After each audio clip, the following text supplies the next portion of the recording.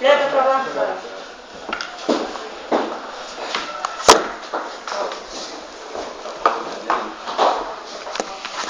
Só usamos ali o teu café e da água. O café acho que já acabou. Eu aqui acabei atrasando um pouquinho. Desculpa o atraso aí.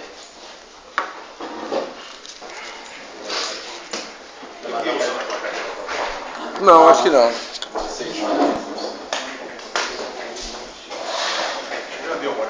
Já deu. Já deu.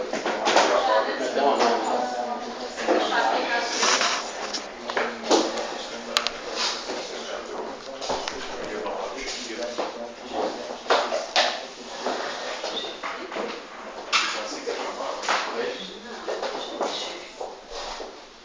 Ele botou tudo coisa.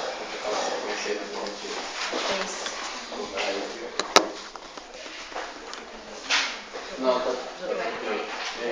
Boa tarde aí, né? Eu falei agora oficialmente, desculpa o atraso, eu que me enrolei, foi nem minha equipe, mas estava me aguardando aí para iniciar. E eu acho que o intuito hoje, apesar desse tempo aí de uma semana que a gente se falou, né? O intuito era a gente passar uma revisão na pauta que vocês tinham deixado, o que a gente conseguiu ter de resposta positiva, o que a gente não conseguiu, e tá passando para os senhores aí, mantendo o canal aberto, como foi o propósito desde o início aí na semana passada, né? Passando um panorama aí da situação. Do PCCS, né? Começando pelo 1 aí, depois vocês verificam se tem mais alguma dúvida, e a gente vai estar seguindo aquela sequência que você iniciou, né? Apresentando naquele dia, né? Primeiro, o Boris e o Josemar já estavam lembrando, você é nosso superintendente, não pode assessor. Não, agora não estava, né? Então agora é meu assessor, né?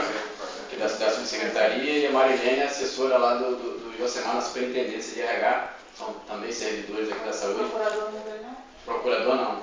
Não, eu falei que só da IBS, mas não. Mas de qualquer forma eu estou com algumas questões que, lógico, vai se passar numa das pautas que vocês têm, que vocês estavam querendo falar com o secretário, não era comigo, mas é uma das pautas, mas a gente vai, uma por uma, a gente vai se falando, e aí, lógico, algumas dúvidas ou questões a mais vão surgir, a gente vai alinhando o que eu, dentro da minha possibilidade, da minha esfera, né? Até onde eu posso ajustar e resolver, eu vou estar respondendo, e a gente vai fechando aí a pauta, né? Então, do PCCS, né? Como eu falei no início, já vi uma conversa, mas a conversa passa pela CEPLAG, dos dois secretários, né? E eu não tenho resposta ainda para dar do PCCS, porque nós vamos ter uma reunião, quando eu digo nós, foi marcada pelo nosso secretário, com o secretário da CEPLAG, o Sérgio Rui, na segunda que vem, né? Na próxima segunda, na parte da tarde.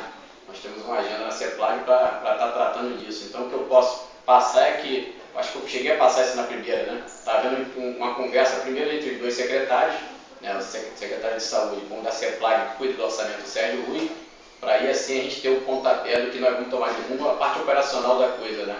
Então, o que eu posso passar hoje é que a reunião que está marcada, os dois secretários ainda não tinham se encontrado oficialmente para tratar disso, mas está marcado para segunda-feira, na parte da tarde, um encontro entre os dois secretários, para uma reunião para a gente poder tratar desse assunto, né, PCCS. Então não tenho nada assim de concreto para passar, talvez, do que vocês quisessem, né? Qual o projeto, valores, o que é, a gente ainda não tem. Mas Então, esse PCCS que o senhor fala, é um PCCS novo ou é aquele que está na justiça, que está questionado? Não, eu não sei o teor do que vai ser tratado entre os dois secretários. O assunto é PCCS, eu não sei se é aquele que teve aquele grupo de assinaturas, né? O Boris até sabe melhor, né? São dois processos, né? Existem dois processos. Teve um que teve um abaixo-assinado, não sei se é do conhecimento de vocês, passou pelos servidores, ele foi motivado pelos servidores inativos, né, e teve adesão de servidores ativos também das unidades do nível central, né, pleiteando uma isonomia com a Lei 5772, que foi de 2010, que foi o carreirão da CEPLAG. O pessoal conhece como carreirão CEPLAG. Né, até porque existem servidores que têm o mesmo cargo, né, que foram contemplados por essa lei, que trabalham aqui na secretaria. Né? Então, esse é um processo, tá? Ele está na CEPLAG. E o outro processo é um processo que surgiu a partir da fixação de proventos. Né? O Tribunal de Contas fez alguns questionamentos sobre a fixação de proventos de alguns servidores que tinham se aposentado, e aí foi para a CEPLAG, e a CEPLAG remeteu esse processo para cá, questionando sobre os estudos, né, iniciados pela Secretaria, a fim de atender a questão do plano de carreiras. Então foram feitos alguns estudos também estão na CEPLAG. Os dois estão em análise da CEPLAG. Eles não são excludentes, um não anula o outro, né? Mas a questão de propostas, é basicamente a adequação à realidade da CEPLAG. Né? E a realidade de servidores da Secretaria e da CEPLAG são distintas. A CEPLAG já tinha um corpo, já estava muito mais próximo de aposentadoria, enquanto na Secretaria nós temos dois grupos distintos. Se você for ver o tempo de serviço dos servidores, né, os ativos, você vê que tem um grupo que já está próximo da aposentadoria e tem um grupo do concurso 2001, né, que ainda vai ter ainda um bom tempo pela frente.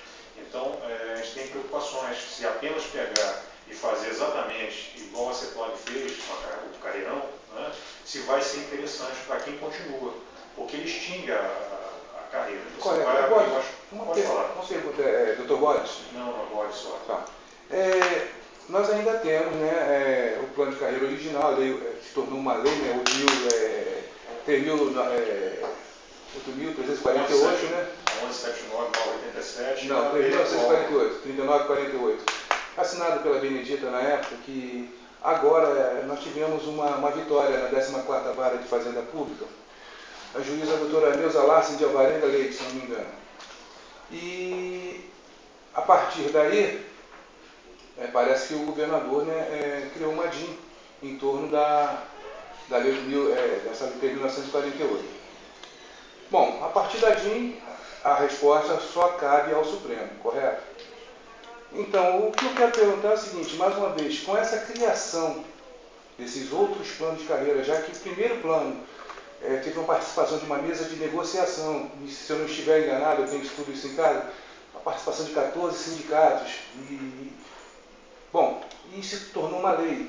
E a gente sabe que em 2004 a Rosinha entrou com uma medida liminar e perdeu por 5-1. Então nós estamos com uma certa vantagem em relação ao governo, né? Nós estamos assim, descontando com alguma vitória em relação ao governo. A gente acredita nisso até porque agora, né, a gente tem uma lei federal que diz que para que os estados e municípios recebam repasse de verba do SUS é preciso que alguns requisitos sejam implantados. Um deles é a implantação do plano de carga e carreira do servidor. A pergunta que eu quero fazer é o seguinte, se cabe ao Supremo, né, Supremo Tribunal Federal, análise sobre a constitucionalidade da lei, se acontecer agora, o que acontece? Porque existem vários grupos que ingressaram com ações judiciais, esperando a resposta. A vigência da lei é de 1º de janeiro de 2003. Assim, vários outros superintendentes que antecederam a vocês, tá? Propuseram outras coisas, fundações, uma série de outras coisas, cooperativas, uma série de outras coisas que caíram pela inconstitucionalidade que elas representam. Bom, então nós temos uma coisa legal, está prevista no artigo 39 da Constituição, na Lei 8.142, e que nos dá direito, e que não são direitos assim como o secretário Sérgio Rui disse, que seriam direitos, era uma coisa faraônica. Não é, o teto é R$ 1.673, e o piso é 500 e poucos reais. Ela se tornou uma quantia grande desde 2003, a não ser pago de alguém de alguma forma, tá? Porque a lei diz que esse repasse, no artigo 3º, que esse repasse é feito de forma regular e automática. Bom, se o Estado ainda continua recebendo esse dinheiro do SUS, tá? Porque se recebe dinheiro do SUS, e a gente não recebe o dinheiro do plano de carreira, para onde vai esse dinheiro? Porque a lei diz, o artigo 3º da lei de 1142, uma lei federal de 1990, diz que para receber esse repasse é preciso que o Estado implemente o plano de carreira. Se não implementa o plano de carreira e o repasse é feito de forma regular e automática, para onde vai esse dinheiro? Então, quer dizer, eu sei que era interessante que o procurador estivesse aqui, que talvez vocês não tenham essa pergunta. A gente não está aqui para fazer de vocês adversários nossos, muito pelo contrário, nós queríamos que vocês fossem nossos aliados. Mas vocês vão convir que um salário de R$ 157 chega a ser assim uma humilhação. Um absurdo que, por exemplo, nós estamos aqui uma médica, a minha esposa é médica, tá? Nós temos um absurdo do médico receber 200 e poucos reais, um servidor da área de saúde. Olha, gente, quem faz faxineiro está recebendo mais isso. Não, tá. Nem os maqueiros que são contratados pela privatização recebem mais isso.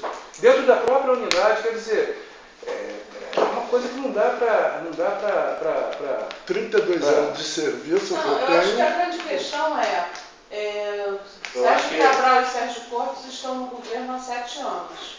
Né? Nesses 7 anos, eles não apresentaram nenhuma proposta de plano de carreira, de reajuste, seja qualquer tipo de reposição e recomposição de perdas salariais para os servidores da saúde. E aí a pergunta é, vocês ainda vão na reunião segunda-feira para questionar, ver o que vai ter. Então, efetivamente não existe nada para a saúde já resposta do que vai ser essa reunião. Deveria sair, porque a proposta tem que sair do RH da Secretaria para ser clara. O que a gente tem de processo foi o que o Boris te citou. O que vai ser definido nessa reunião não tem como te dizer agora. Eu falei, estou passando só a informação que eu propus a passar dele quem se reuniu na semana passada. Por acaso, eu subi no elevador com o Dr. Miguel Lessa, que já foi subsecretário de Recursos Humanos, nós negociamos com ele muito tempo aqui. Certo. E eu perguntei ao Dr. Miguel Lessa como é que está a secretaria aqui. Não sei o que agora para vocês também. Eu falei, pois desde que o senhor saiu, nada mudou. Continua, depois de 4 anos já, que eu acho que ele já saiu daqui do RH, não mudou uma vírgula em questão de gestão de RH. Né? Se é que a gente pode chamar isso aqui de gestão, porque na realidade não existe uma gestão de RH na secretaria, né? Existe uma parte burocrática que cuida dos papéis dos servidores, mas ninguém gerencia recursos humanos aqui achando que ganhando o salário de fome que se paga aos servidores está gerenciando alguma coisa. Eu acho que as cobranças que são feitas diariamente e os métodos meio terroristas que se pratica quando se lida com os servidores estatutários e, em particular, com os da FESP, com sempre a ameaça de demissão, e agora com o pessoal da Fundação, que entrou assim, numa situação muito privilegiada dentro dos hospitais, né? Que além de estarem ganhando um salário bem acima do restante dos profissionais, estão protegidos pela CLT, que é uma legislação totalmente diferente da nossa, e que eles usam e abusam do direito de poder tirar férias, licença, faltar também, né? Faltar ao trabalho sem ter um desconto, que o que não acontece com os servidores, que são descontados, penalizados e todos os tipos de outras situações que o RJU acaba proporcionando para o servidor estatutário. Então, a gente considera que é um total abandono que fizeram. E já que nós fomos abandonados, poderiam pelo menos ter a dignidade de botar todo mundo aposentado em casa, já que nós não somos mais úteis para a secretaria, né? Os servidores estatutários não são úteis, então aposenta e bota em casa recebendo, porque pelo menos você não precisa gastar dinheiro para trabalhar. Porque tem gente que paga o deslocamento da casa para o trabalho, né? Às vezes vai metade do salário do que eles ganham lá. E aí a questão dos pagamentos de plantões que a gente conversou com o senhor na semana passada, que complementavam a renda desses funcionários, foi proibido agora. O colega pagava o plantão, fazia um plantão para o outro, não pode mais, só pode 2, 3 trocas por mês, e essas pessoas que sobreviviam com essas trocas de plantão vão morrer de fome agora.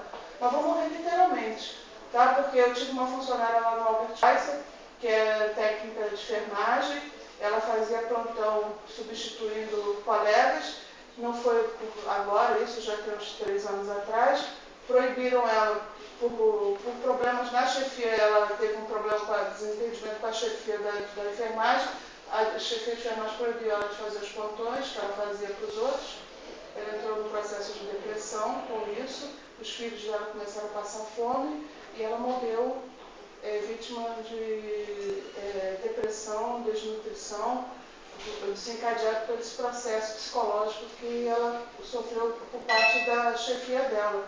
E muitos outros vão acontecer dessa forma também. Infelizmente, a gente vê que não tem sensibilidade nenhuma dentro da secretaria para essas situações que são verdadeiras. São seres humanos que estão ali dentro. É um discurso muito político, muito bonito, político para o povo lá fora, né, de humanizar SUS, mas não existe humanização nenhuma dentro da Secretaria de Saúde dos seus servidores. É uma desumanização total o que a Secretaria pratica com seus servidores. Quando a gente conta, as pessoas não acreditam. Né? E aí, infelizmente, o que a gente vê é que quando a gente chega para negociar depois de 7 anos de um governo, e me pergunta, não existe uma proposta. Não existe. O que é mais assustador que o próprio Sérgio Cabral, dentro do sindicato dos médicos, assinou um documento dizendo que ele seria o ato dele seria o plano de carreira. Ele falou também que revigoraria o IASERJ e o Hospital Mas isso aí é só para ganhar Eu não voto. queria discutir esse tema não, eu queria botar um tema que nós estamos tratando. Aqui tem uma pauta, eu acho que está um A gente pouquinho... não vai... Vai chegar o A gente não vai... E a gente está saindo um pouquinho Não da vai pauta. conseguir, Vamos voltar à pauta, não vai porque, conseguir não. explicar todas essas... Acho que é... A gente está aqui para ouvir, é um desabafo, mas a gente não vai chegar a resposta. A gente vai dar... Mas não é só um desabafo, não, é uma cobrança mesmo. Não. Eu não estou desabafando, não. Eu estou cobrando do Não, senhor. mas eu acho que O senhor é o subsecretário de Gestão de Trabalho. Mas nós já estamos te dando a diretriz da pauta, né? Não tem de positivo na pauta. Eu só quero reafirmar. Não seguir a pauta, não seguir Eu a só quero pauta. reafirmar que a cobrança é do cargo. É do cargo. Sim. O seu Mas cargo, eu já te né, passei com a diretriz, então a gente está te ouvindo. Não, mas é a sua A questão posição. do PCCS, só para encerrar o primeiro ponto, estamos no primeiro ponto, o PCCS, nós entendemos. O caso colocou da ADIM, bom, o governo não discute mais a questão da ADIM, é isso que está passando aqui para a gente. A questão do processo que está sobre questões judiciais, está na questão judicial, ponto. Então, hoje, o que vai ser discutido na CEPLAG são 2 processos do PCCS. Um que discute a lei, que está citando aqui, que é dos aposentados, que eles solicitam uma amplitude na relação salarial, e tem um outro que é encaminhado pela própria SES, que é mais dentro da ótica do próprio governo. Esses 2 PCCS que nós estamos discutindo aqui. Não é o que está hoje sobre a ADIM. Está em Brasília será guardado. Aí só para mim ter uma noção. O Boris, quando passou, ele falou de dois, falou da montagem, que existem 2 processos, né? Porque na verdade foi para nortear o que a gente estava falando, né? Não necessariamente que já está se afirmando aqui, que está se batendo martelo em cima desses 2 processos, né? Mas tem a ver com o que está discutindo lá. Ele pontuou que existem 2 processos, quando se falou que não existia, nunca houve nada. Existem processos. Estão atrasados, estão adiantados, é o fim do governo, não é, mas existem 2 processos. Só esses 2. A questão da ADIM está em Brasília será guardada pelo O aumento dele sai de um dia para o outro. O nosso tem que brigar anos. Já que não tem hoje uma notificação, a partir de segunda-feira a Secretaria acredita que vai ter um processo, pelo menos para trazer para a gente uma resposta do que tem lá? Que na próxima reunião... Eu acho que o que a gente vai ter, na verdade, você passou aqui, são atribuições da função, e hoje na função a gente pode estar aqui passando o que existe de concreto, né? O que é decidido na esfera de nível de secretário, a gente não pode decidir nem falar aqui. Então a gente espera que na segunda-feira, após essa reunião, a gente tenha uma norte. Porque o subsecretário lida com a superintendência, é uma esfera operacional, de implementação da coisa, de montagem de processo, assim sucessivamente. Então a gente espera na segunda-feira, né?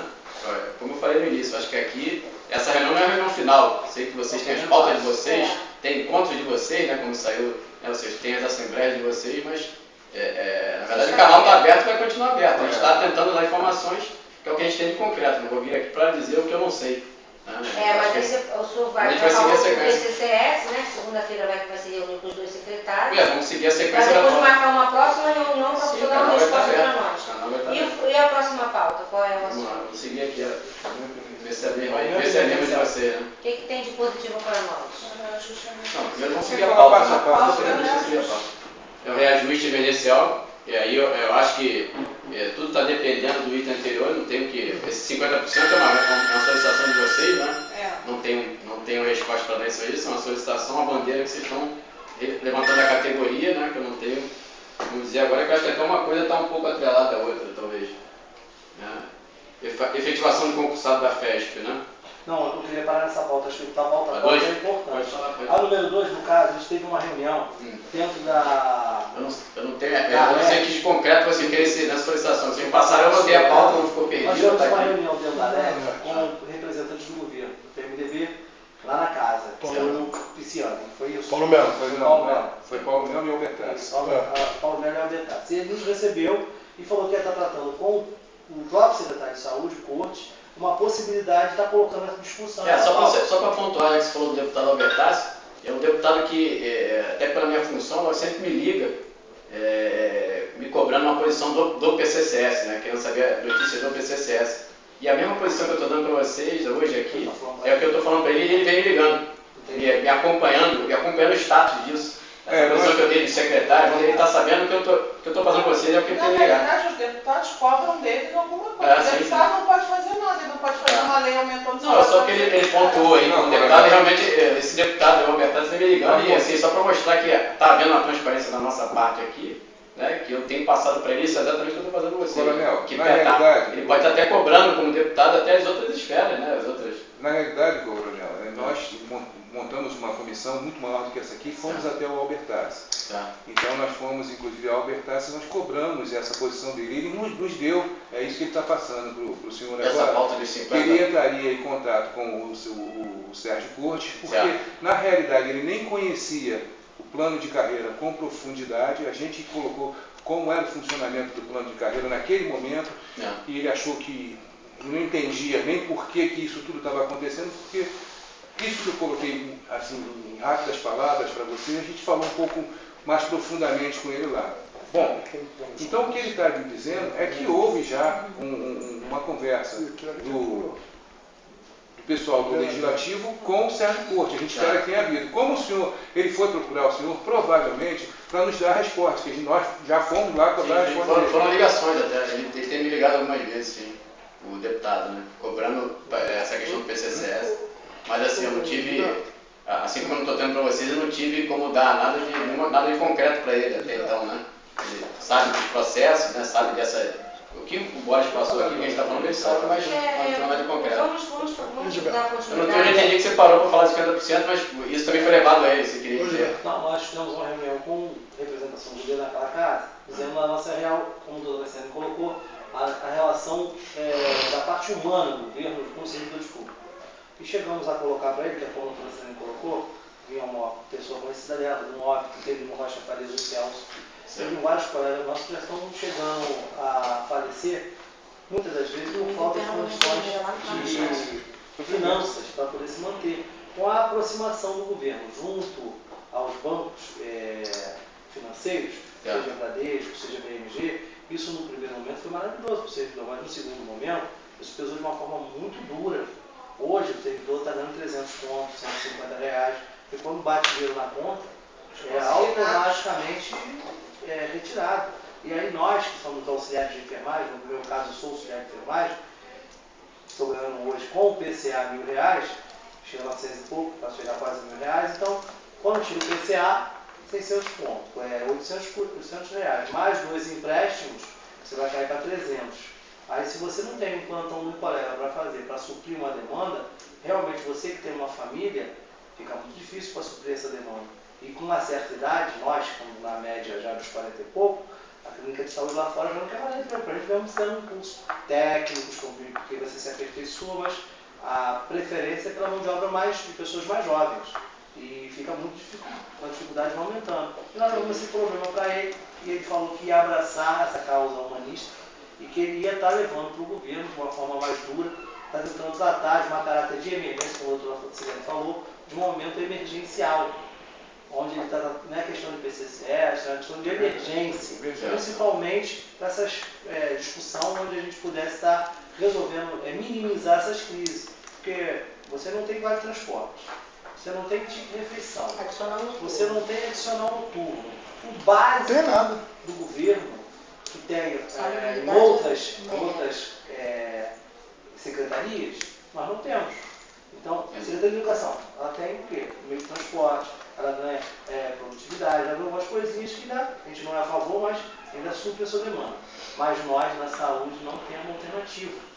E aí foi isso que ele falou, que ia conversar com o secretário, ia trazer para vocês, para o CEPLAG e a Secretaria do Cortes, para tentar minimizar o mais breve possível. Era isso que ele colocou, que o doutor falou, é isso que nós estamos tratando da questão emergencial. Por isso que a gente achou que não é para ser tratado conforme o PCCS. O PCCS vai ser tratado de forma mais morosa, mais detalhada, porque é um plano de cargos e carreira. E a gente vai, claro, vai buscar o melhor para a classe. Mas o aumento emergencial tem que ser para ontem. É isso que a gente está querendo discutir aqui. Ver se o senhor pode Até o nosso contra-cheque foi tirado do Xerox, dado na mão do presidente da Câmara, que é o Paulo Melo. Lembra? Eu não sei se isso vai ser colocado na reunião de segunda entre os secretários lá, né? Mas é bom que mas tu tá com a pauta, eles estão colocando pra eles, né? Agora eu tô entendendo o que é isso aqui. A casa abraçou, a Comissão de Saúde abraçou, está todo mundo favorável, os parlamentares. Mas após cada reunião dessa aqui, eu passo essa pauta pelo secretário. Conseguiu levar essa demanda para o secretário, porque a gente não chegou. Não, eu tô falando de qualquer forma. Não, eu tô falando o seguinte, o coronel falou que vai ter uma reunião, não foi isso? Entre os secretários. Se eu vou estar, se eu não estiver, mas de qualquer forma, toda vez que termina essa reunião. Opa, tá bom. Toda vez que termina a reunião aqui, eu passo a pauta para ele toda e por e-mail e vou lá pessoalmente, né? Mesmo que eu não esteja na reunião, ele está sabendo dos encontros. E eu posso não estar lá, mas isso aqui está sendo passado para ele. O senhor estaria na reunião. Pode ser que sim. Eu recebi o aviso que terá reunião, pode ser que eu participe sim. Né? Só que de qualquer forma, independente de participar ou não, esses encontros, o primeiro, esse agora está sendo acompanhado. A pessoa na reunião vai sensibilizar o Sérgio Pontes, sabendo dos nossos anseios aqui, o senhor está vivenciando.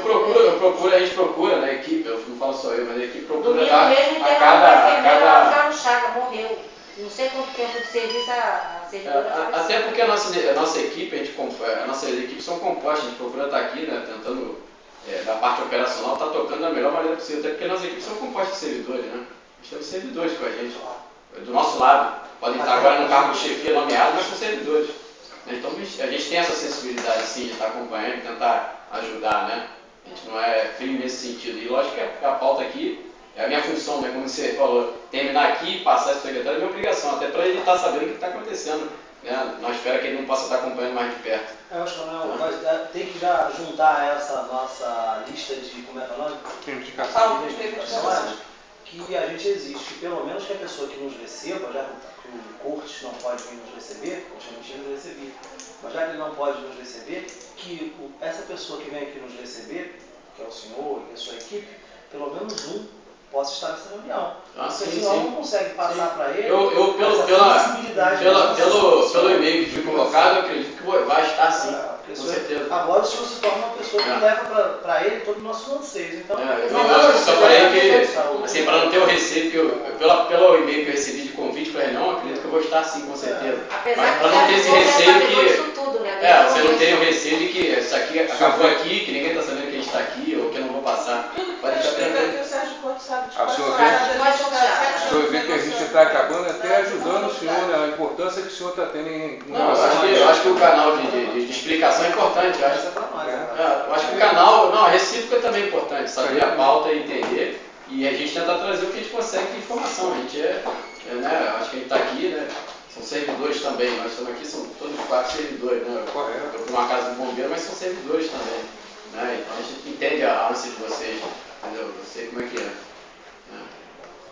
é. Próxima pauta. Vamos lá, então a questão da FESP, que é a questão da temporalidade da FESP, a gente já tem um entendimento nosso, já foi motivo de pauta lá atrás com a nossa jurídica, né, que entende que isso não é possível, não é viável esse atendimento do pleito juridicamente, não pude fazer com que o procurador estivesse aqui para explicar para você detalhadamente, mas trouxe a equipe do RH, que na época isso foi motivado juridicamente, né, dessa temporalidade, isso vem lá de trás, eu ainda era assessor do superintendente de RH na época, lá no Coronel Teixeira.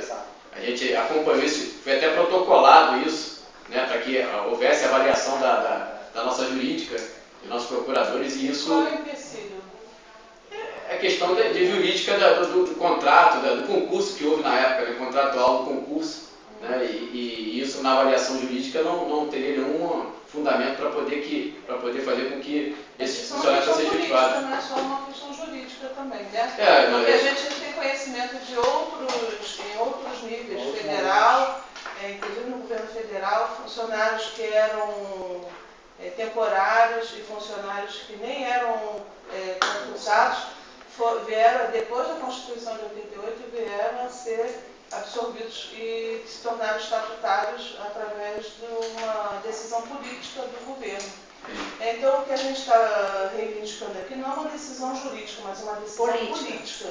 que o governo tenha a sensibilidade de ver esses funcionários que estão há não sei quantos anos já com a gente trabalhando e mantendo o funcionamento desses hospitais, que possa politicamente ter uma decisão de efetivação desses funcionários, tá? Então, nós não estamos solicitando uma avaliação jurídica dessa questão, e sim uma avaliação política de manutenção do funcionamento adequado das unidades por uma mão de obra altamente capacitada, que veio sendo capacitada durante todo esse tempo, que mantém as unidades funcionando. Isso a gente sabe que já existiu em outros níveis de governo, né, federal e até no município isso já aconteceu também. A gente reivindica esse mesmo tratamento para os colegas que são da FESP, que politicamente a gente possa estar negociando essa porque politicamente também nós conseguimos estender o contrato deles. Nós conseguimos estender o contrato deles, entendeu? Né? Politicamente nós conseguimos estender o contrato deles, chegamos a demitir o efetivamente ano nós passado. temos o... Não, mas juridicamente havia essa possibilidade. A prorrogação foi dada por embasamento, ainda havia a possibilidade da prorrogação, né? Essa prorrogação foi dada com parecer jurídico. Olha só, politicamente aconteceu com os funcionários do Hospital da Piedade. O processo tem que é um hospital particular, um hospital da Dona Filho, que foi encampado pelo SUS, tá? O SUS tomou conta do Hospital da Piedade e no momento que ele toma conta do Hospital da Piedade, o governo federal assume aquele hospital, os funcionários eram contratados por CLT. Houve durante algum tempo lá a confusão de que eles iam mandar embora, não ia, não sei o quê, e houve uma decisão política na época. Isso após 88? Após 88, porque isso já aconteceu, eu já era funcionária estatuária, eu entrei em 91 para o Estado, isso aconteceu depois de 98, depois que eu já estava no Estado. Né? Então, os funcionários do Hospital da Piedade, eles foram transformados para estatutários. Eu não sei qual foi o mecanismo que encontraram para que isso acontecesse, mas foi uma decisão política. E dentro do governo federal também, os funcionários da FUNASA, né? Que também recentemente eram temporários, foi uma luta dos mata-mosquitos, né? Que ficaram anos aí tentando a efetivação e também aconteceu, eles também eram contratados temporários e houve uma efetivação dos mata-mosquitos. Até agora, mas já estão enganjando no LJU. Mas eles estão sendo transformados para a LJU e existe uma decisão de mantê-los, né, definitivamente, não uma coisa assim que vai ficar trabalhando 5 anos e vai ser mandado embora. Então, mesmo que fosse como é hoje a fundação do Estado, né, que é uma fundação que é seletista, que contrata, mas pelo menos eles têm estabilidade no emprego. O importante é você dar uma estabilidade e regulamentar essa situação do pessoal da FESP. Poderia ser uma opção através, que também é uma fundação, eles entraram pela Fundação FESP, e hoje existe a Fundação Estadual de Saúde, que também é uma fundação, é uma forma também de você tentar resolver essa questão de uma forma mais justa com esses funcionários. Olha só, e existe também uma janela jurídica, tá? Essa janela jurídica eu entendo que baseado na lei de 1112, os concursos temporários têm os editais previstos para isso, só que também a gente sabe que tem uma lei de número 8.745 que trata das contratações temporárias, é uma lei federal, e ela ampara para contratar temporariamente por 6 meses em caso de calamidade, em 1 ano, podendo ser renovado por mais 1 ano, em caso de endemia ou epidemia e em caso de pesquisa científica por 2 anos. Nós sabemos também que o pessoal da FESP em 2007 foi contratado com epidemia de dengue, mas em 2008 não havia nada. Então a gente entende que o concurso de 2008 era para ter sido um concurso de carreira, era para ter sido um concurso público de carreira, ou seja, esse pessoal fez concurso, eles fizeram concurso e não havia nenhuma epidemia, não havia nenhuma emergência e nem nenhuma pesquisa científica sendo realizada dentro do ano. Então essa lei, ela determina que só em casos especiais, que são esses que eu falei, por 6 meses, por 1 ano e por 2 anos, essa é uma lei federal. Então se nesse caso, tá, no caso do pessoal de 2008, a gente pode até estar procurando uma jurisprudência em cima disso, porque realmente se acata uma lei federal também. Então, quer dizer, a gente pode utilizar em favor, tá? Em favor dos servidores que estão ali, isso aí seria pegar a política e juntar com a parte jurídica para trabalhar em favor dos servidores. Seria um benefício muito grande que vocês, gestores, aqui, tá, poderiam estar trazendo para nós. Tá? Então, quer dizer, tem uma janela ali na Lei 8.745 de 90. Tá? É uma lei federal e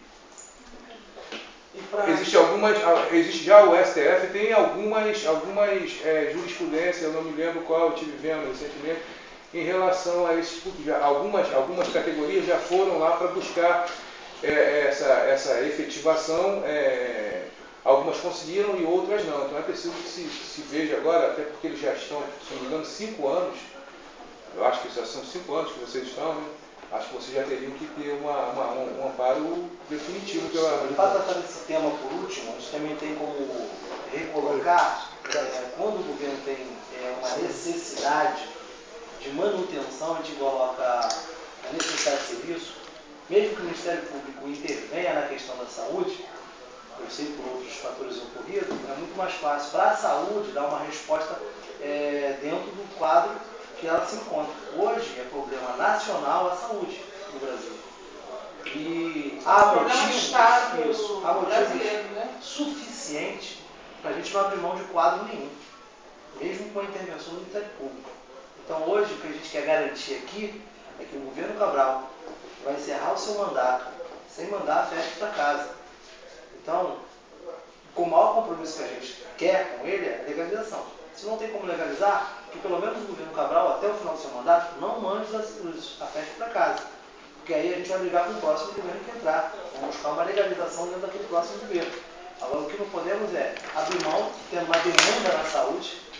Hoje, o anseio da população do Rio de Janeiro é para chegar na unidade e ser bem tratado, e a gente mandando um profissional capacitado embora, e botando um montão de enfermeiros que chega lá com a seringuinha e enfia no ser humano, ou um médico que não é nem formado, e a gente não sabe de onde o ser humano saiu. Porque hoje em dia a gente está vendo na saúde, pessoas que entram por uma porta, saem por outra, não tem vínculo nenhum com a nossa casa. E isso é muito perigoso. Isso é muito perigoso. Quando os residentes estão operando sem ser Coronel, que o estatutário dava complicação para a saúde do Estado, isso aí é uma forma de a gente rever valores, porque o que a gente está percebendo entra um profissional hoje na tua casa, pela famosa OS, não tem vínculo nenhum. Ah, tem vínculo sim, não tem, mas outro dia eu não quero mais trabalhar no trabalho. Não me pagou hoje, eu não vou voltar mais. Então, quer dizer, o vínculo termina na hora que a minha insatisfação aumenta. Meu vínculo termina se eu arrumar um emprego melhor. Isso não ocorre com o estatutário. O estatutário ele tem um vínculo com aquela unidade, como tu é estatutário, na sua profissão, você cria um laço com a sua unidade. Então, o presidente aqui do nosso lado não é acaso. O presidente aqui do nosso lado é uma estatutária, uma médica é estatutária. Há quantos anos dentro do Albert Schweitzer encarando aquela emergência? Nos momentos difíceis e no momento mais fácil da política do nosso estado do Rio de Janeiro. Como é o caso do Ascom Fest. Eles também não se desligaram a sua vontade própria. Aqueles que quiseram sair vieram aqui e pediram desligamento que foram para coisas melhores, graças a Deus. Mas não foi a maior parte do coletivo. Estão aí até hoje com a gente, porque não tem alternativa no mercado. Teve várias alternativas dentro do próprio governo, quando criou as OS, quando criou a fundação. Podia ter aproveitado esses profissionais. Faltou um pouco de vontade política. Eu acho que agora é só um pouquinho de compromisso do governo Cortes, somente dentro da saúde, de não demisionar um montão de colegas nossos, agora pertinho do final do mandato. Um ano de mandato por volta. Deixa essa peteca para o próximo que entrar. Ainda tem uma outra coisa. E como sai disso? Necessidade de serviço. O Público apertou, nós temos necessidade de serviço. A população clama profissionais competentes. Se eu demitir esses aí, eu vou botar um montão incompetente que está chegando lá agora. Ah, nós somos profissionais qualificados, mas não sabe onde fica a seringa no hospital, não sabe onde vai ficar o raio-x. Até que ele venha se ajustar à unidade, demanda tempo. E isso são vidas que são perdidas. Eu acho que é isso que tem que colocar. Humanização, não produção. Tem uma outra coisa que eu acho que pesa positivamente para eles, e eu acho que ajudaria vocês a ajudarem eles, é o seguinte: existiu para que o pessoal da FEC estivesse trabalhando, Foi um termo de ajuste de conduta feito pelo Ministério Público, por intermédio da promotora Anabelle Macedo, quando na época houve uma denúncia de um servidor público que haviam pessoas no Hospital Pedro II em Santa Cruz exercendo cargo de chefio que é proibido pelo artigo 137, inciso 5º da Constituição. Até os senhores só estão podendo estar aqui gerindo porque são servidores, senão não poderiam estar aqui interferindo na nossa vida funcional, entendeu? Então, eu acho que é interessante para os senhores também, para a própria manutenção do cargo dos senhores como gestores, porque se amanhã eles nos tirarem, poderão tirar os senhores de onde os senhores estão e até de bombeiro e de qualquer outro lugar.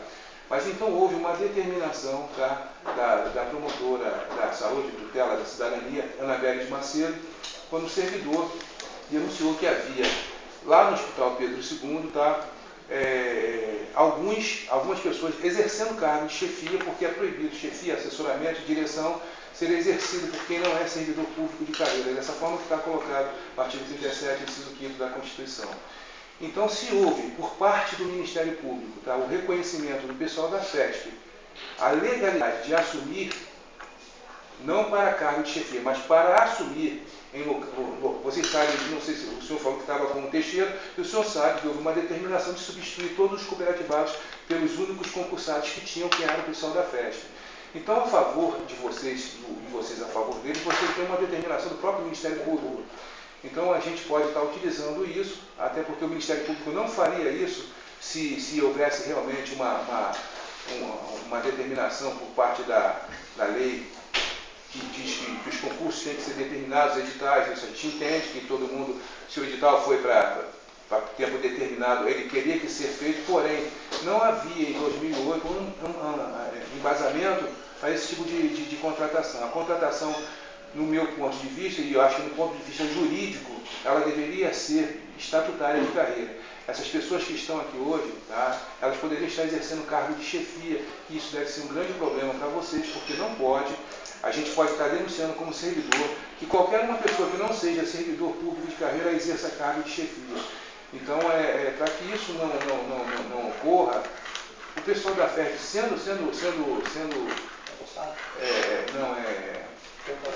efetivado, é uma solução para todo mundo, entendeu? É uma solução jurídica, política e fica mais simpático até para esse governo no final E olha só, sinceramente... De 4 anos de exploração, eu vou dizer uma coisa para os senhores. R$115 sem direito de Eu acredito mais que vocês, pela atenção doente. que vocês estão dando, eu não sei se isso é verdadeiro ou não, mas me parece que sim. E a gente pode contar mais com vocês, com os senhores que estão aqui, do que com o próprio secretário e com o próprio governador. Então eu acho que vocês têm o poder sim, não estariam aqui se não tivesse poder, de interferir de alguma maneira qualquer.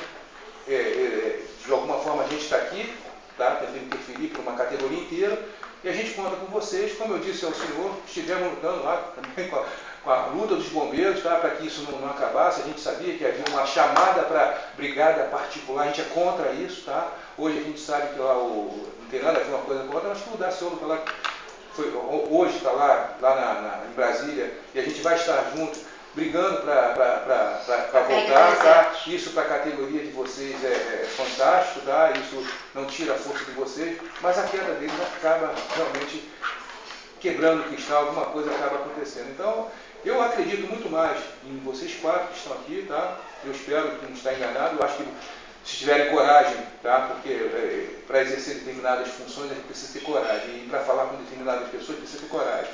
Nós temos uma deputada hoje que esteve aqui com a gente, era uma pessoa que era uma pessoa simples como nós. Hoje está lá em cima, então precisa ter coragem de fazer algumas coisas. Eu espero que vocês tenham essa coragem para dizer aos caras lá em cima que eles estão errados.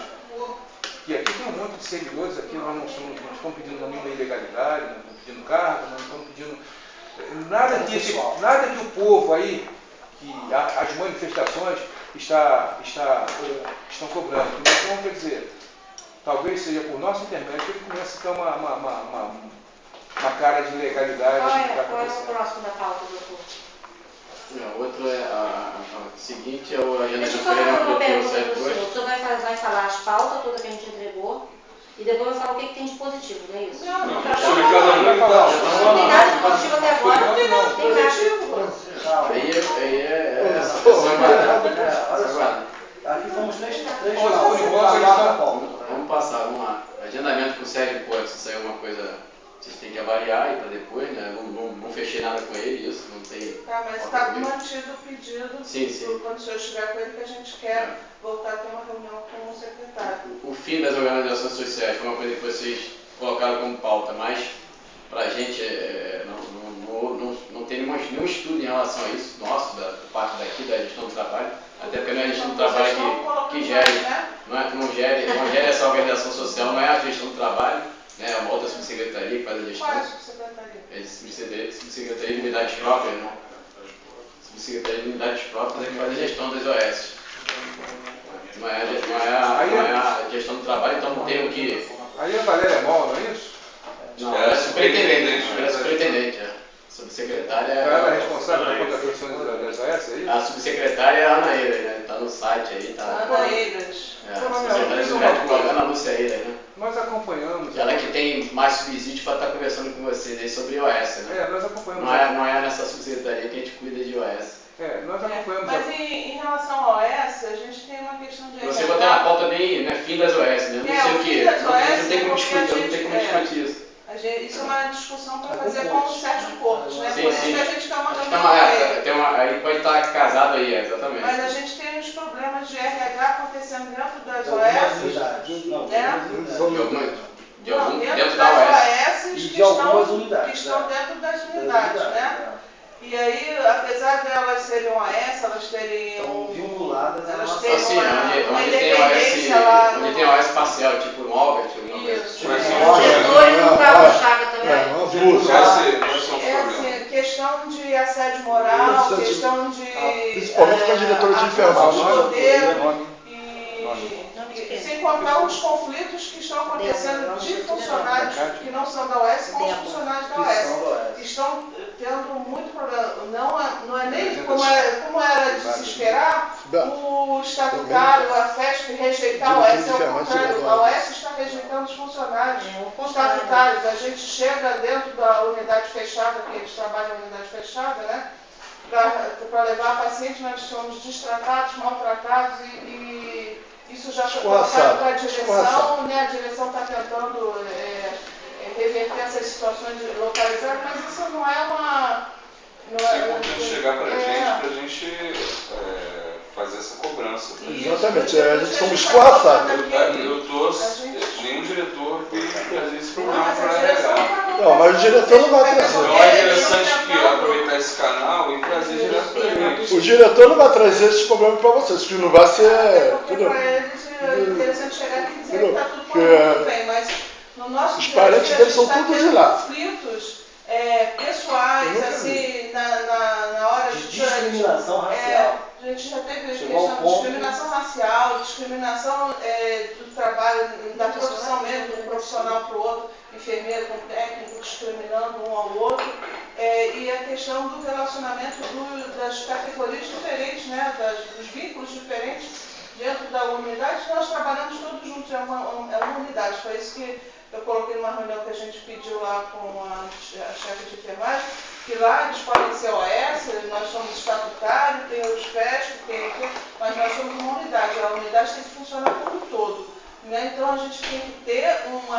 relacionamento unitário ali, porque a gente não pode tratar diferenciadamente as pessoas pelo seu vínculo. Não, nós todos somos trabalhadores da saúde e temos que ter esse entendimento ali. Não é isso que vem acontecendo na OS, com uma visão muito diferenciada de trabalho, acaba colocando o estatutário como aquele que não gosta de fazer as coisas, e as pessoas da OS acabam assumindo isso como uma verdade para eles e tratando e discriminando os servidores públicos.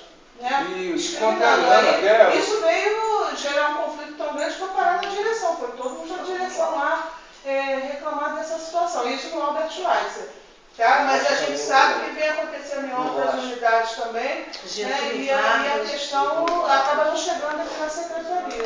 O Josimar falou isso, né? Isso é importante registrar que, independente do vínculo, se OS, ou fundação, o que for, pode ser até de um servidor com servidor, de um terceirizado com servidor, né? Acho que a premissa do respeito, os direitos, até a Constituição Isso aí tem que ser registrado. A gente tem os canais de auditoria para fazer os registros formais. A auditoria foi utilizada, mas a auditoria... A auditoria não funciona. Você registrando, você A auditoria dos hospitais não funciona nenhum. Vai haver algumas ações judiciais lá no alto, eles já estão com advogados, eles já estão com advogados e vão entrar porque alguns foram demitidos dentro de uma situação de irregular, racismo, inclusive, dentro da OS. E foi Eles confirmado por quem estão fez. já com os Quem advogados, foi demitido? enfermeiros e técnicos de enfermagem dentro da OS. Mas os profissionais que a OS contratou e demitiu que vão acionar a OS. Isso. Tá? Deixa eu perguntar. Mas é uma coisa assim que pode, se isso sai para o noticiário, né, o hospital funcionário normalmente sofre preconceito, racismo disso, é o hospital, é o nome do hospital. Né? E é a diretora de enfermagem. Não, e a diretora de enfermagem entrou aí, a gente falou que isso não é problema deles. Nem o diretor, não é problema dele. Problema da OS. Que isso? Se ele é um diretor de uma unidade, diretor de enfermagem, eles têm que assumir. Mas esses profissionais contratados e posteriormente demitidos, eles também são estatutários? Não. Deixa eu fazer uma pergunta que surgiu um problema agora, não sei se é em outras unidades, mas pelo menos como sindicalista, a gente roda várias unidades. Nós estamos com um problema muito sério no Hospital Adão Pereira Nunes, que o ortopedista pediu demissão por falta de pagamento. O governo não repassou a verba da cooperativa. Entendeu? Eles pediram demissão por falta de pagamento. Até as pessoas da limpeza fizeram ontem um manifesto na frente do hospital que estão 4 meses sem receber. Posso falar só com relação a essa questão da ortopedia? Não é só o médico de ortopedia e neuro, não. Se a gente fala de não receber o pagamento pela cooperativa, ou qualquer cirurgia, eles estão pedindo demissão. É porque deixou de ser cumprido algum fluxo que foi estabelecido para se fazer o pagamento. Escala, no sistema de controle de escala, aferição biométrica, todos os profissionais da emergência têm que fazer a aferição. Se foi um profissional cooperado, pensado para fazer um plantão na forma de coringa, ele tinha que ter sido previamente autorizado. Tá? Tem todo um contexto que tem que se seguir para se efetivar o pagamento. A gente não paga porque disseram que o cara trabalhou, entendeu? Não disseram que o profissional trabalhou, então vamos pagar. Não, tem todo um trâmite burocrático para ser seguido para se que ele possa ser inserido na folha de pagamento para a cooperativa pagar ele, né? Mas não são todos. Não é saúde que paga direto. Todos. Porque então, os que tiveram problema E pessoal também da enfermagem estão trabalhando lá sem receber pagamento. Eu tive lá semana passada no ato da cooperativa. Estão com pagamento atrasado. São trabalhadores que têm família para sustentar. O que acontece? Porque a gente não paga se a informação para pagamento não chegar aqui. E aí a gente olhar todo o rito que deve se acompanhar para se efetivar o pagamento, se todo esse rito está correto. Entendeu? Se não tiver, não tem por que pagar. A gente manda de volta para a unidade para que eles justifiquem, para que eles expliquem. E isso pode atrasar, ou isso pode até impossibilitar o pagamento. Entendeu? Agora, tem que se seguir todo o regramento para que se chegue ao pagamento do profissional.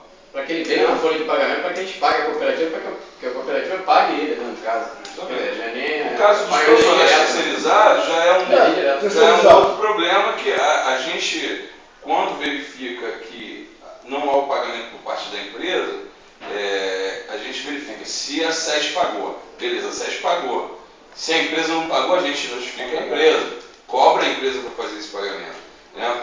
E pelo andamento dos pagamentos que a gente tem feito, a gente não está em atraso. Exatamente. Mas... Se hoje a gente tem a empresa diz que a gente está atrasada, é porque a empresa não cumpriu todo o fluxo para que chegasse a nós a informação para que nós pagássemos. Por exemplo, eles teve problema, vocês devem estar sabendo com a dinâmica, né? A dinâmica, exatamente. E aí eles falavam o seguinte, em abril, a gente não recebeu o pagamento de abril, se eu não me engano. 4 meses. Aí, não, mas a secretaria não me pagou. Não, mas a secretaria não pagou por que os outros meses? Porque eles não entregaram as notas fiscais. Como é que a gente vai pagar? Entendeu? Então a gente precisa que haja o cumprimento de todo o regramento para isso por parte da empresa. Mas pode acontecer isso. Eles ontem fizeram um manifesto lá para você pagar realmente isso sem pagamento. E hoje já tinha outra firma lá. Já tinha outra firma lá também. Foi o ponto maior, a cooperativa pagou o Robert. questão da limpeza, eles foram aí notificados e o contrato foi rescindido. Ontem a gente fez um pregão emergencial, seguindo todo o trâmite. A dinâmica como está passando por um problema que não tem nada a ver com isso. Ela ganhou uma outra empresa. Facite. Então de facite, até lá hoje.